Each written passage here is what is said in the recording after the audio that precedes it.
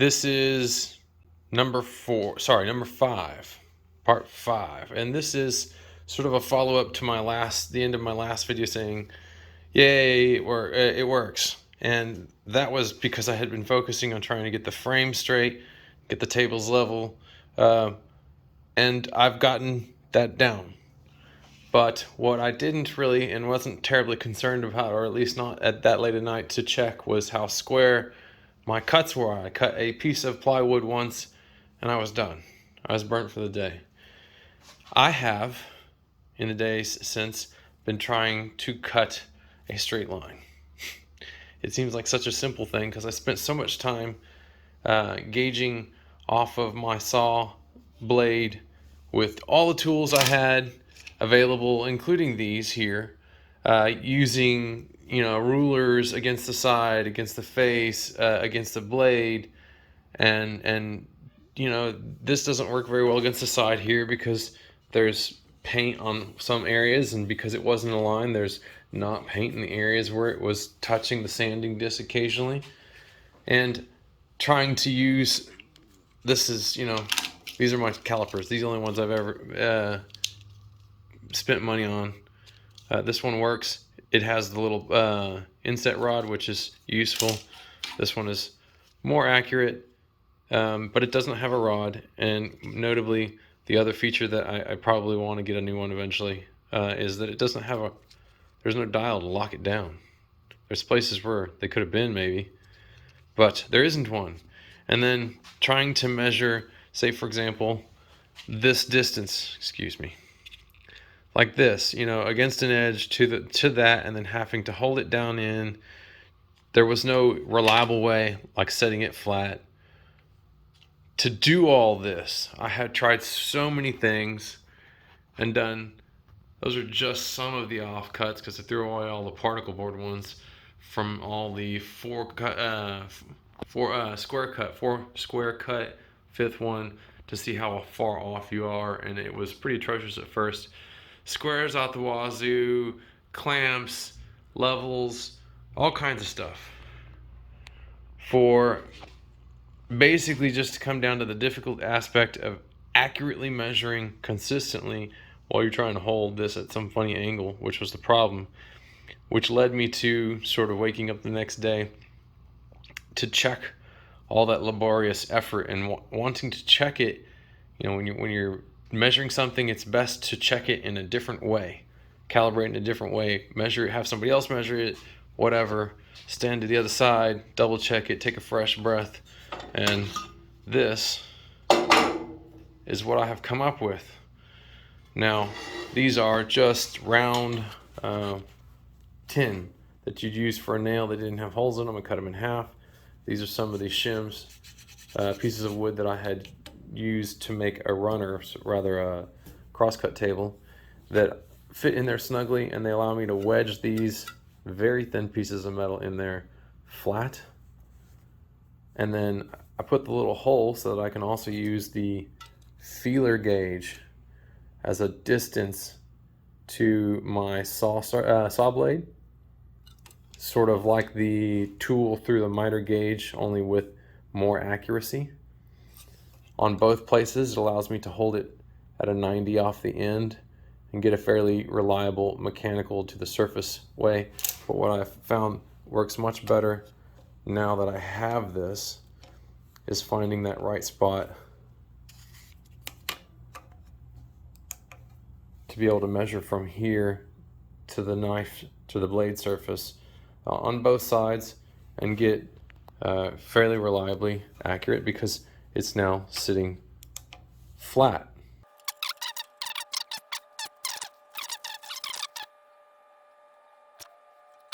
But that's really pretty close. Granted, it's stiff in there, and this thing doesn't move very smoothly, which is, again, limitations of the tools that I have in front of me.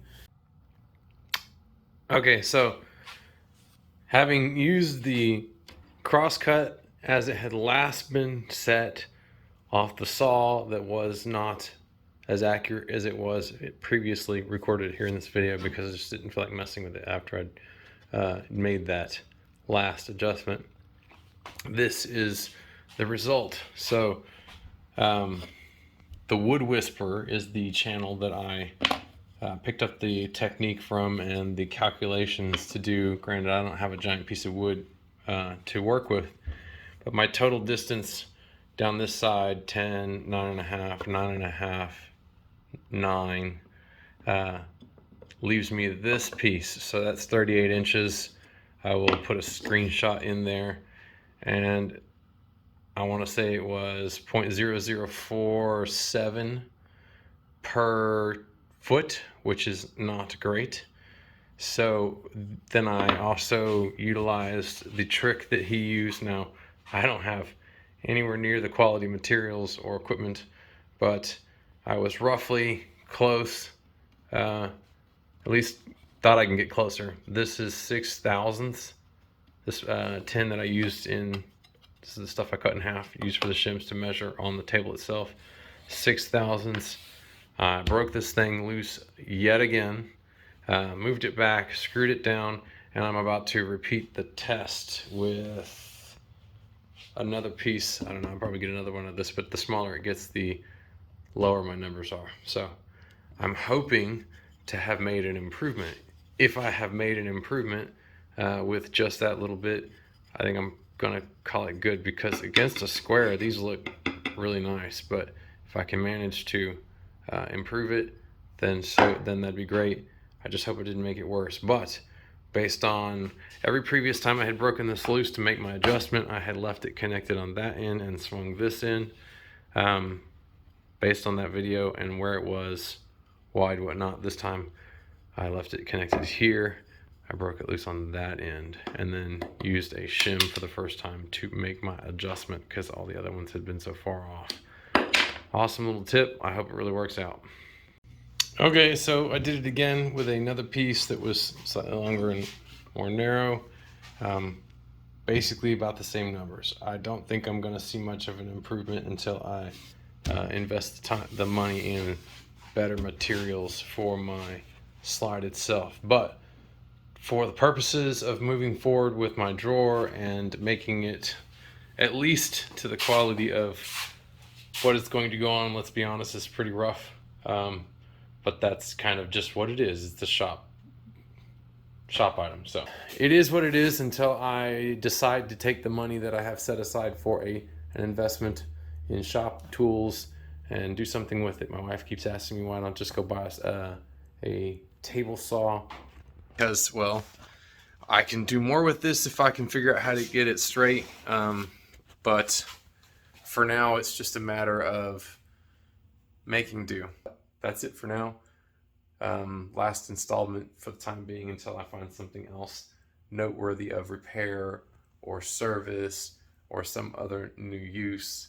The next thing regarding this use will hopefully be a video on the product I make with it, not the ordeals of owning a clone.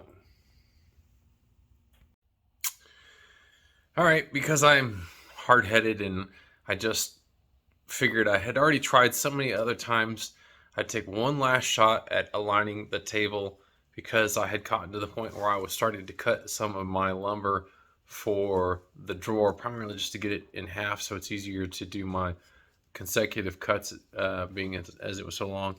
But I figured since I tried so many other ways that I would try again with this new method that I devised for the third time, because I had this nagging memory that at the time I had seen an improvement and thought, oh, well, that little bit of, thousandths I was off using the micrometer at the time was still an improvement. So I went back this time and I loosened my the bolts there in the front, and managed to, with this on multiple moves, I lowered the table further, so I got a greater width of the saw blade and therefore greater accuracy, to within 10 thousandths is where I was fluctuating at. Now, whether or not I trust my micrometer in this scenario and my hands to have that kind of accuracy, but having dealt with digital measuring devices before and knowing how they kind of round, I knew that I had made at least a significant improvement. And when I locked it down and then trimmed the end of my board again. Now with my big carpenter's square, I'm to the point where I couldn't with my hand perceive it. Now I did the 4-corner cut test again on my little square. I think I'm down to 32 inches perimeter on that math, and I was down to 3/1000ths of an inch over 24 inches. And I keep doing the math to that because the video that I saw, that's what he did his on. And if you're going to try and see how close to a target you are, it's better to go to an expert or somebody who has far more skill than you. And no, I didn't manage one, but I'm using a piece of plywood that's leftover scrap, and you can almost see it's got a little bit of a bow. My builder grade cheap wood that I bought for these projects, and it's just, not very good material. So I really don't think that I'm going to get that last little bit out of this. I might be able to manage it now out of this, but honestly, I've had such a hard time getting it dialed in. Personally, it's going to be a while before I trust it. Maybe that's wrong, but at this point, I'm pretty happy with this technique. If it continues to be an issue, or I see the only thing I can really see within my skill set to measure this more accurately, it'd be to try and pronounce it. I lowered down on the blade so I had more width to measure against, which amplifies that. So how does that work out? Well, if I can go get a very straight piece of metal with a hole on it that's a 5/8 arbor and pull all the saw shaft off and basically make a giant blade and disassemble perhaps my miter to use the groove and extend these angles out further from the table, I should be able to see them in amplified and measure them with even just a tape measure at that point should be able to give me the accuracy I need. But I think I'm hopefully there now, because I really don't want to go spend more money on a piece of metal just to try and align a table that, I'm on the fence about buying more stuff for, considering the base is already so poorly manufactured compared to an actual ShopSmith. So subscribe. I hope this is entertaining, at least to watch me fumble through this. I'm sure it is funny for somebody. It's been frustrating, but I feel like maybe this is going to be the ticket for me. Would this work on a cut bottom where it had the inset? Probably not. Come up with some other version. But for me, it works. Subscribe, drop a comment. Please drop a comment. I like the banter with people. I'm a stay-at-home dad. My wife works nights. I don't get out a lot. It's nice to talk to people with similar interests. Anyway, kind of sad sounding, but leave a comment. Okay, I'm happy to say that after watching some videos on safety, because I'm concerned this thing doesn't have any of the safety stuff with it. It doesn't have the writhing guard or any of that.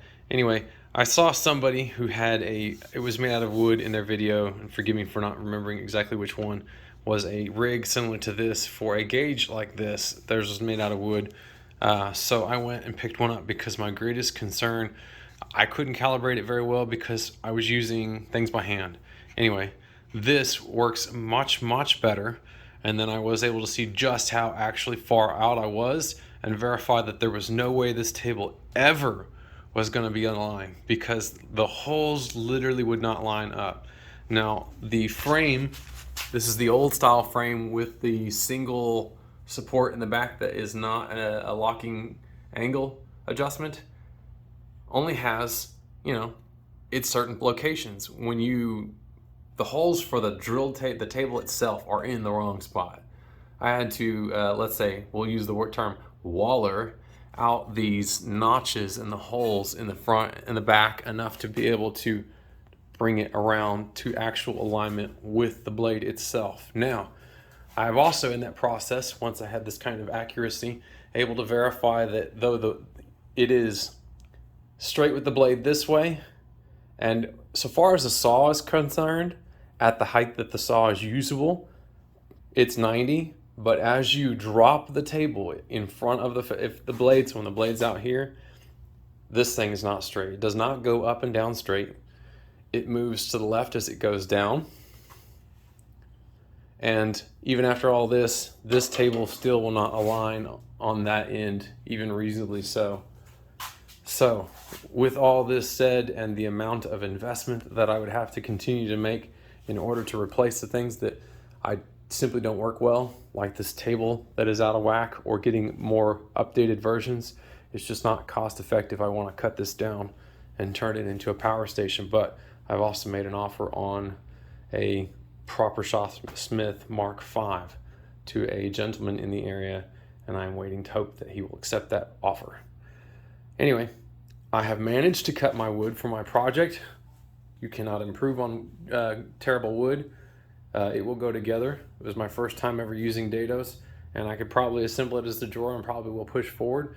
But part of me hopes that I will have this offer accepted, and be able to push this one back, get in a new one, get some select wood instead of this cheap crap that's bowed and whatnot, and put it together and finish that project. I'm on the fence. Really, it will matter whether or not they accept my offer, and I can step in with another unit that gives me the space and accuracy I need to do the project to a standard that I'd like. And then we can relegate this to a shorter base to hopefully operate the accessories that will come with this Mark V that I'm attempting to purchase. Wish me luck.